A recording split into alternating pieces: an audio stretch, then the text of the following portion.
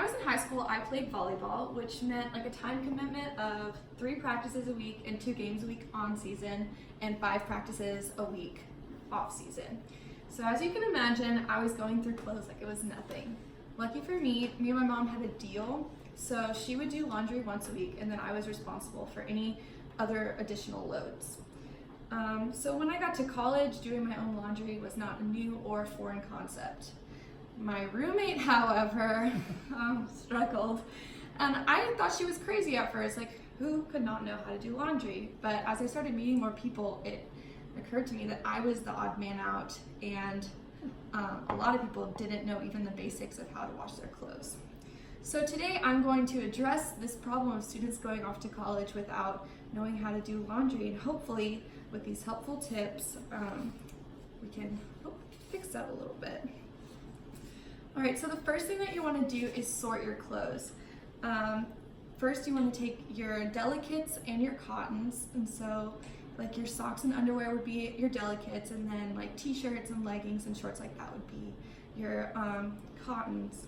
And then from there, you want to separate by color and whites, because nobody wants pink white shirts. That's not fun. The reason that you want to sort it so much is that you want your detergent to go ahead and be evenly distributed throughout your clothes, so that all of your clothes get cleaned, and then once in the dryer, you only have to dry it once. You don't want to spend all day in the washroom.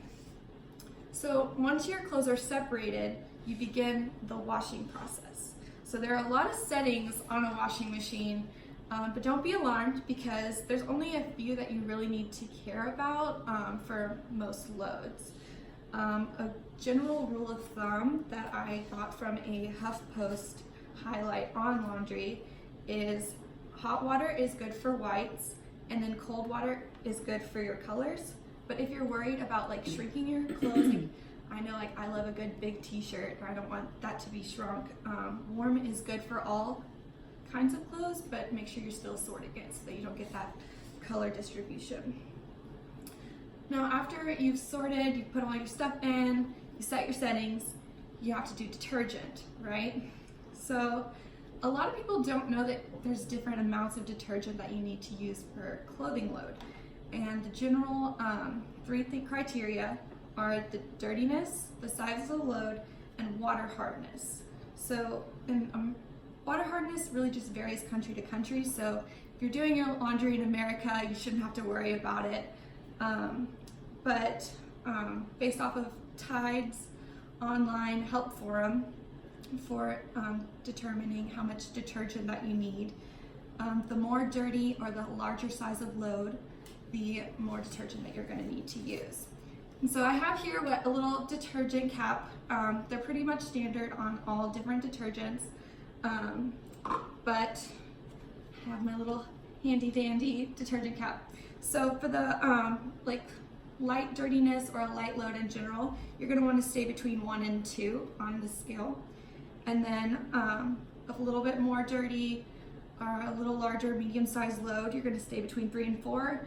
And then if your clothes are just rank, maybe you have a football player, I don't know, or it's just a really large load, you're going to want to stay to the 5. And each cap should have these little indentions on the inside, just to help you measure your clothes a little better. If you're a Tide Pod person, it's about the same. So 1 pod would be 1 to 2, 2 pods would be 3 to 4, and then 3 pods would be 5. All right, so we've made it to the drying process. Your clothes are clean, you're in the home stretch. The first thing that you're gonna wanna do is clean your lint trap. So a lot of people wouldn't know to do that, but by cleaning out the lint, one is energy efficient, and 2, it dries your clothes faster, according to Molly Maid, an online household tips website.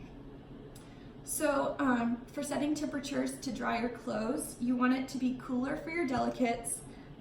For your like cotton clothes, you want it on medium, and then whites, again, you can decide hot or medium, just depending on if you're worried about it shrinking.